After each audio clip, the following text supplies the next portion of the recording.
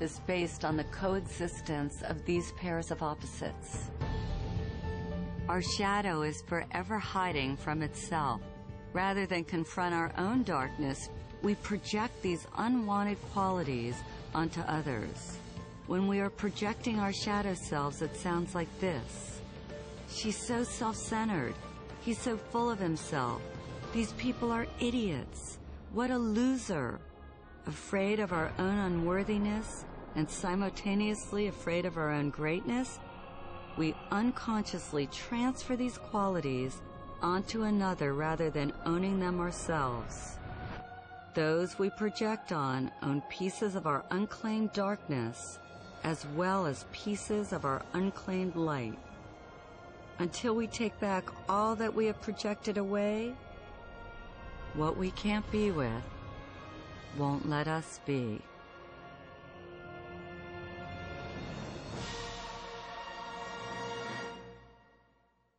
One of the most frequently asked questions I get is, how do you know if you're projecting?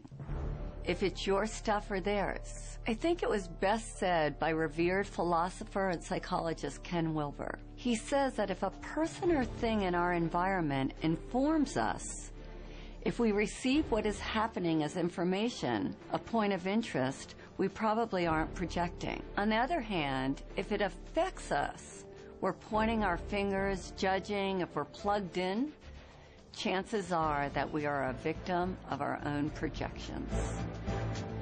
Think of someone from your own life who disgusts, annoys, or repulses you, and think of the qualities about them that you most hate.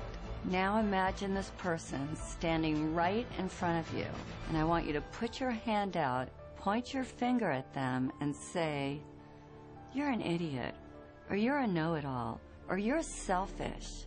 Now stop where you are. Keep your finger pointing at them, and now notice that one finger is pointing at them, and where are the other three fingers pointing? Back at you. This is the phenomenon of projection. Instead of acknowledging the qualities within us that we dislike, we project them onto someone else. We project them onto our mothers, our kids, our friends, or even better, some famous public figure who we have never even met. If I asked each of you what you love about these people, you would each have a different response. The people that you hate also represent some aspect of yourself that you don't own. Notice what you think and feel as you look at each of these people.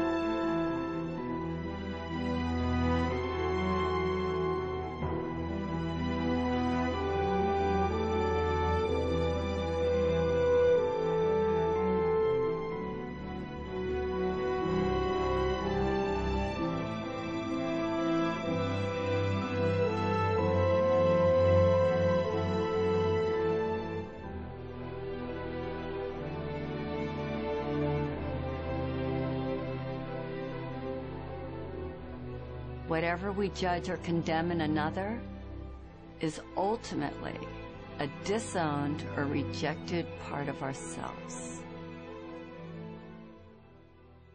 I was watching the events of 9/11 on TV with a friend of mine, and after that we were driving down the street. I turned to my friend and I said, "You know, from now on, the Arabs are going to be the new blacks. They're going to get the brunt of a lot of projections that blacks have carried in this culture for a long time." Now, a lot of times, blacks react. We react to those projections, and we project back. And that creates a vicious cycle. And the ego consciousness just responds the way it should, really, because it's designed to respond as a survival mechanism. That's what the ego is all about, to help us survive. But it's mechanical, it's reactive. When an aggressive, negative energy is directed at us, the ego immediately wants to defend and react. Of course, when you react to a projection, you become that projection. And I didn't want to become an angry black man. That doesn't mean that I don't get angry. I certainly can and do get angry, but I express it and let it go. There's an old Sufi story about a philosopher who made an appointment to debate with a Sufi wisdom teacher named Nasruddin. When the philosopher arrived at his appointment, he found Nasruddin away from his home. Infuriated, the philosopher picked up a piece of chalk and wrote "stupid oath" on Nasruddin's gate. When Nasruddin got home and saw this, he rushed right over to the philosopher's house. "I had forgotten that you were to call, and I'm sorry I missed our appointment," he said. "But I remembered it the minute I saw that you had written your name on my gate." The great Swiss psychologist Carl Jung, who coined the word shadow and shadow work, said, "That is the shadow, the person we'd rather not be." Rush Limbaugh hated drug addicts, and then it was revealed that he was one himself. Reverend Ted Haggard railed against homosexuals and was later caught in a drug and male prostitute scandal. A powerful example of projection at play is that of the ex-governor of New York, Eliot Spitzer. As a public official, Spitzer worked tirelessly to rid the streets of prostitution rings. Ultimately, he wound up getting busted for having a relationship with a call girl, which ruined his reputation and his political future.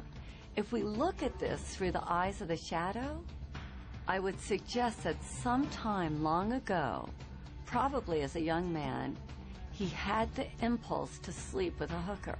Since this wasn't politically or socially acceptable, he buried this impulse deep inside, only to be brought down by this very unconscious urge. It's fascinating to see that he tried to destroy the temptation in the outer world because unconsciously he knew that the real danger lurked in his inner world. This is why we want to deal with the shadow. Rather than trying to convince you that you're not all those negative things and encouraging you to think a good thought, shadow work urges you to get in there and to be with what you are resisting, because what you resist will persist. If you don't deal with your shadow, it will deal with you.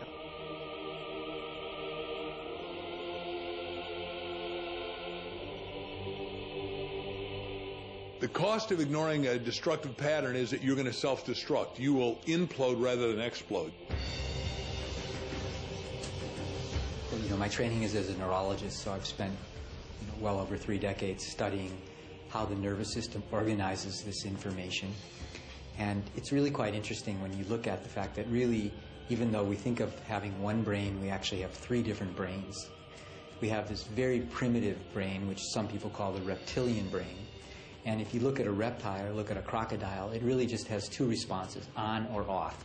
So if you ever watched a crocodile try and eat a wildebeest, it seems to be very quiet and suddenly it explodes and then it goes back into its quiet state. So that response is really a very basic survival response. But the mammalian brain, which is sometimes known as the limbic brain, has created a modulating effect on that reptilian brain.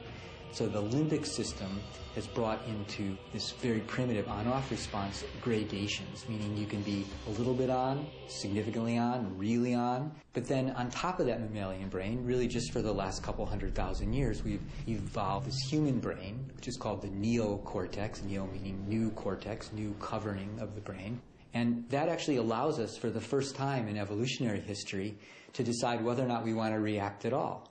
If we look at brain scans, we can actually see in a traumatized brain this part of the brain kind of shutting down, becoming dark. The part of the brain that is associated with emotions is that part, you might be familiar with the fight or flight or freeze response.